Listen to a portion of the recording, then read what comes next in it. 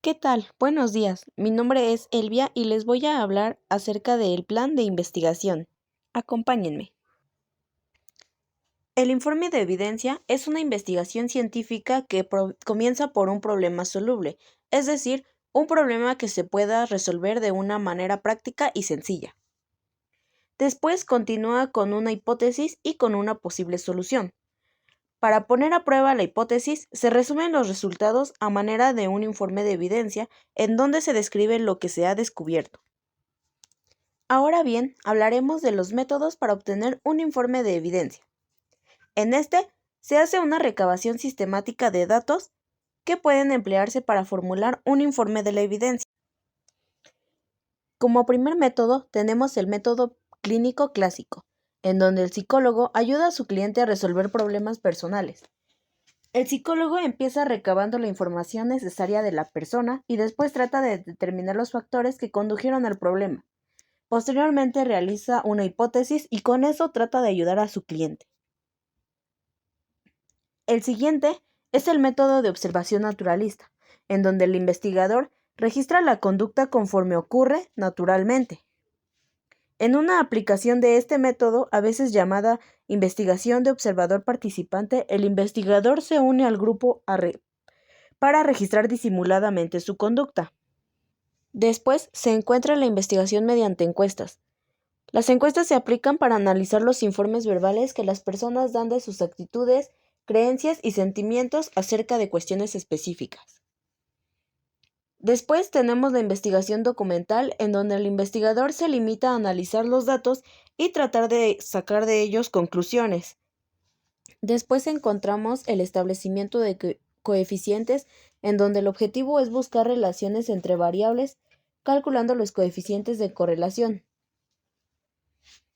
Después, en los métodos cuasi experimentales, no se hace ningún intento por asignar a los participantes a grupos al azar. Se estudian grupos ya formados en un esfuerzo por inferir relaciones causales. Y por último, tenemos los métodos experimentales, en donde las investigaciones científicas se vuelven más profundas porque los acontecimientos espontáneos de la naturaleza son adecuados para permitir las observaciones necesarias.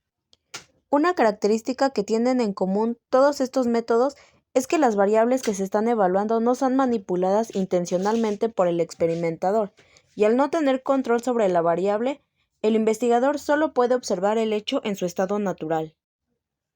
Ahora bien, vamos a hablar de los tipos de experimentos. Como primer punto tenemos el experimento exploratorio, en donde no hay ninguna base para predecir el efecto de la variable independiente sobre la dependiente. En esta se emplea principalmente para descubrir si las nuevas variables independientes afectan. Después encontramos los experimentos confirmatorios, en donde se ponen a prueba ciertas hipótesis y se determinan cómo y en qué punto influye una variable sobre la otra. Después tenemos los experimentos cruciales, en donde se pretenden poner a prueba simultáneamente todas las hipótesis expuestas y los resultados apoyan una sola y rechazan las demás alternativas posibles. Para continuar, tenemos los estudios pilotos, que son experimentos preliminares en donde se utilizan un pequeño número de sujetos para sugerir valores específicos a las variables y poner a prueba procedimientos para descubrir posibles errores al momento de efectuar el experimento. Por último, tenemos los estudios de campo, en donde se hacen esfuerzos por descubrir relaciones en las estructuras sociales auténticas de la vida cotidiana. En esta, su control es muy reducido y como resultado la varianza de error aumenta considerablemente. Para concluir con el tema, vamos a hablar acerca de la planeación de un experimento. Como primer punto, para llevar a cabo nuestro experimento, debemos de ponerle un título a nuestro experimento, esto con la finalidad de evitar que sea confundido con otros hechos anteriormente. Después, también hay que revisar la bibliografía del experimento, es decir, estudios que se han realizado anteriormente acerca de nuestro mismo tema para conocer las posturas y planteamientos que se hicieron anteriormente. Después tenemos que plantear a manera de pregunta nuestro problema a investigar. Como cuarto punto tenemos que realizar el planteamiento de la hipótesis, es decir, las suposiciones que se tienen acerca de la investigación que vamos a realizar. Como punto número 5 tenemos que definir las variables. Es importante que por cada variable tengamos también un sujeto en el experimento. Como sexto punto tenemos que hacer un análisis de los aparatos que necesitamos para llevar a cabo nuestro experimento y cuáles de ellos nos resultan de mayor facilidad para poder trabajarlos. Después, tenemos que realizar un buen control de las variables que tenemos en el experimento para así evitar errores de mayor rango. Posteriormente, debemos de elegir el diseño con el que vamos a trabajar nuestro experimento. Como punto número 9, tenemos que elegir y conseguir a los participantes y a su grupo. En este es importante que tengamos estructurado qué es lo que vamos a utilizar para nuestro experimento, si una población o una muestra. La población hace referencia a toda la comunidad a estudiar, mientras que la población hace énfasis en una pequeña porción de esa población, siempre y cuando contenga características en las cuales se pueda generalizar a toda la población.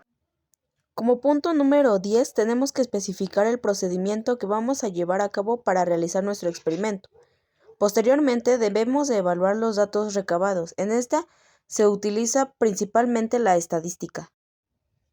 Como punto número 12, debemos de llevar a cabo el informe de evidencia, en donde hacemos la declaración resumida de los descubrimientos hechos y también las condiciones en que fue realizado, así como los antecedentes de la hipótesis.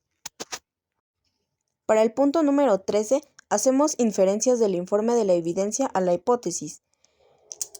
En este se relaciona el informe de evidencia con la hipótesis para determinar si esta hipótesis es probablemente verdadera o falsa. Por último, hay que llevar a cabo la generalización de descubrimientos.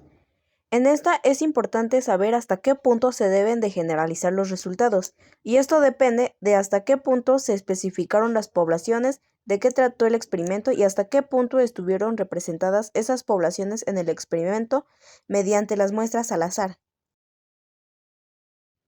Y bueno, eso fue todo de mi parte, les agradezco mucho su atención.